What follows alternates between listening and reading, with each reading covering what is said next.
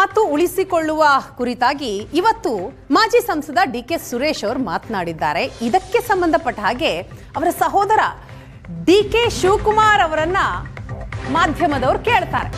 ಡೆಲ್ಲಿಯಲ್ಲಿದ್ದಾರೆ ಡಿ.ಕೆ. ಸುರೇಶ್ ಅವರ ಹೇಳಿಕೆಗೆ ಡಿ.ಸಿ.ಎಂ ಡಿ.ಕೆ. ಶಿವಕುಮಾರ್ ಮುಗುಳ್ನಕ್ಕಿದ್ದಾರೆ.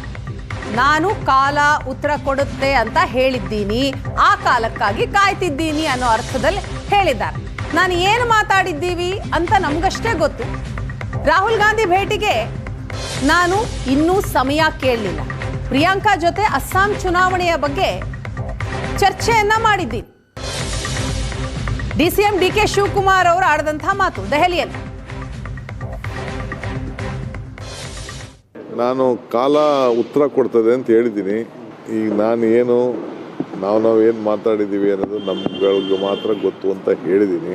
ಮಾತಾಡೋಣ. ಪ್ರತಿ ಬಾರಿಯೂ ಕೂಡ ಕಾಲ ಉತ್ತರ ಕೊಡುತ್ತೆ ಅಂತ ತಾವು ಹೇಳ್ತೀರಿ, ಸುರೇಶ್ ಅವರು ಹೇಳ್ತಾರೆ. ಆ ಕಾಲ ಯಾವಾಗ ಬರುತ್ತೆ ಅಂತ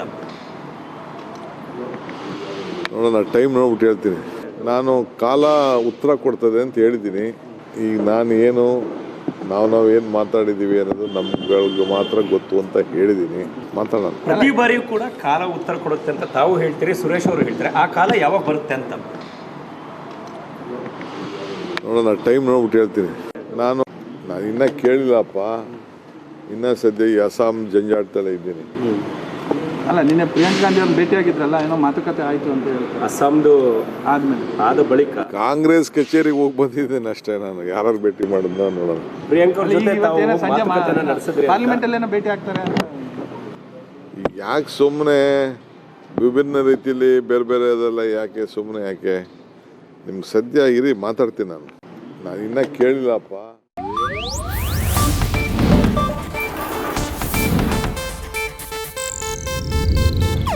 ಇದು ಏಷ್ಯಾನೆಟ್ ನ್ಯೂಸ್ ನೆಟ್ವರ್ಕ್ ಪ್ರಸ್ತುತಿ.